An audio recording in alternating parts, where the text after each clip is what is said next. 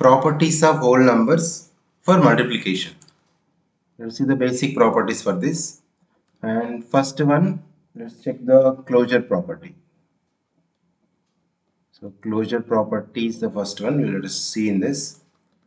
According to the closure property, if x and y are two whole numbers, then x into y is also a whole number, right? If x comma y belongs to the whole numbers, then even x into y or xy, you can keep the multiplication symbol. X into y is also belongs to whole number. Check the any number of the whole numbers. This rule will exist.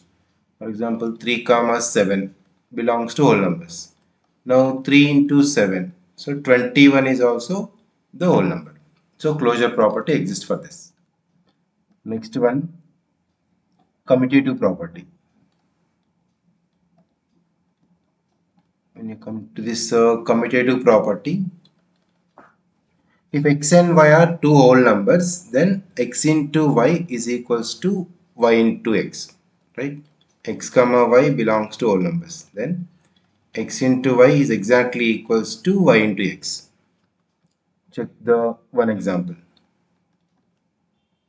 4 comma 5 belongs to whole numbers. That means 4 into 5 value and 5 into 4 value must be same, right? Because 4 times 5 is 20, 5 times 4 is 20. So they are equal. So commutative properties exist for the whole numbers for the multiplication. And next one, associative property. When you come to this associative property, for any three whole numbers, let's take any three whole numbers x, y, z, x comma y comma z. These all belongs to whole numbers. Then as per the rule, x into y into z must be equals to x into y into z. Right? This is take numbers now. For example, 4 comma 8 comma 10. Okay, 4, 8, 10 belongs to the whole numbers. Now as per the rule, first 4 into in bracket 8 into 10, this value 4 into 8 into 10. These two values must be same. Should check it. 8 into 10. So 80. So 4 into 80 here. 4 times 8. So is a 32 and into 10. 4 into 80. Same. 320 is also 320. So it is equal. Right. So associative properties exist for this. Next we have same way distributive. You can take your own rule. And when you come to this identity and inverse, those both you check. So if identity exists only, next inverse you check. So existence of identity for any whole number x. For any whole number, if x belongs to whole number, x into 1 is equal to x. For x, what number if you multiply, you will get the same number, that is the 1. Same way, 1 times x also is x now. So multiplication of any whole number with 1 is the number itself, right?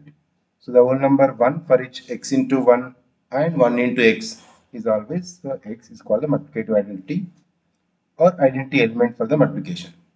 So is the 1 is the multiplicative identity for the any whole number. Let us even examples if we take also same, like 9 into 1 is 9. Again 1 times 9 is 9. Next identity is here is therefore identity element for multiplication is 1. Then when you come to the inverse, for x is any whole number, same. Let us take x is the whole number. Then if you x into dash, will get again identity. X into what is 1? That is x into 1 by x. But 1 by x is a whole number only when x is equals to 1 in this case, to make it as x as 1. So 1 by x is not whole number. For the other values of the whole numbers, if you take 1 by x is not. But when you come to this inverse, we can take it as. So for any whole number, its multiplicative inverse does not exist because reciprocal value, no, that's why. To get the 1, we need to take this. But generally, 5 into dash is 1. So 1 by 5. But 1 by 5 is not whole number. So therefore, multiplication inverse does not exist. Identity is 1, but multiplication inverse does not exist. Right? This is the basic properties. Same in this concept only, like rearrange. By rearranging the given numbers, evaluate. For example, question is 1 into 125 into 8 into 5. Instead of multiplying straight away, we have to rearrange. Just check this. Which number if you multiply, you'll get times zeros. That means 4 into 5, 125 into 8. 4 into 5 is, take it as one set, into 125 into 8. So it is 4 times 5 is 20, 125 times 8 is 1000. So finally it is 20,000. This is just by rearranging the numbers. To evaluate, you can use this rule. And using the properties, if you want to evaluate, one question. Using the properties, evaluate those properties, commutative, associative, identity, those one. The question is 497 into 351 into 10 minus 251 into 4970. Now in this question, so first of all, using commutative. So here is any number is the same or not, you can check.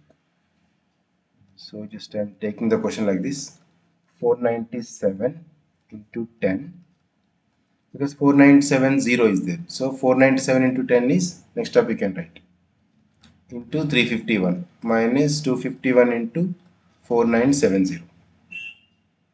This is using commutative property. Just that means x into y is equals to y into x, right? Commutative property.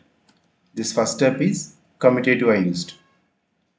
So these both exchange this 497 into 10. That means these change it 351 and 10. If you use this property, 10 we can come this side. Now 4970 can take the common. 497 into 10 is 4970. If you take common, 351 minus here is 251. Okay, this is using distributive property. Then 4970 into 351 minus 251 is 100. So finally 4970 more two zeros. So 4,97,000. By just rearranging, these are the problems we can solve for this properties in multiplications.